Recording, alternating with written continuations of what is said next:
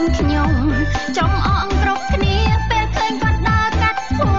មិបងពយអង្គុយយំគេចំអករឿងស្នេហា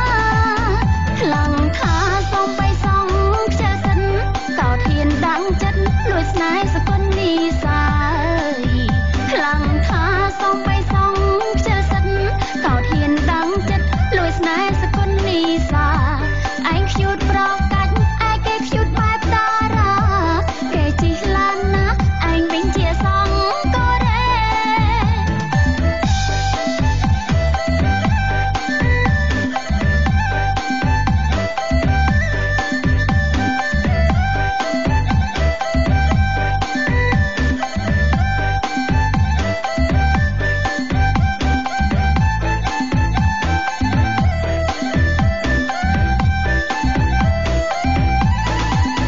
ក្នុងភូមិបងពយញ៉ា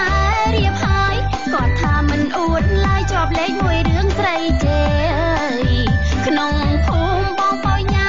រៀបហើយគាត់ថាមិនអួតឡើយជាប់លេខមួយរឿងស្រីចេឃើញគេញ៉ាយគ្នាគាត់ថាប្រយ័ត្នឆេះអ៊ីសេពូកែដឹងរឿងគេពួនលួយគប់តែញយថ្ងៃនេះបងពយស្កាន់ជួបខ្ញុំគាត់លេងខ្លួនឡើងហំស្លៀកខោរពូតឡើងតយអើយថ្ងៃនេះបងពយស្កាន់ជួបខ្ញុំគាត់លេងខ្លួនឡើងហំស្លៀកខោរពូតឡើងតយគាត់សារភាពស្នេហ៍តែយំនឹកខ្ញុំតែញយគាត់សប្បាយចិត្តដល់ហើយចង់សុំខ្ញុំរៀបការខ្ញុំប្រាំអរគុណណាស់បងពយខ្ញុំរំភើបដល់ហើយព្រោះលឺបងលួចស្នេហា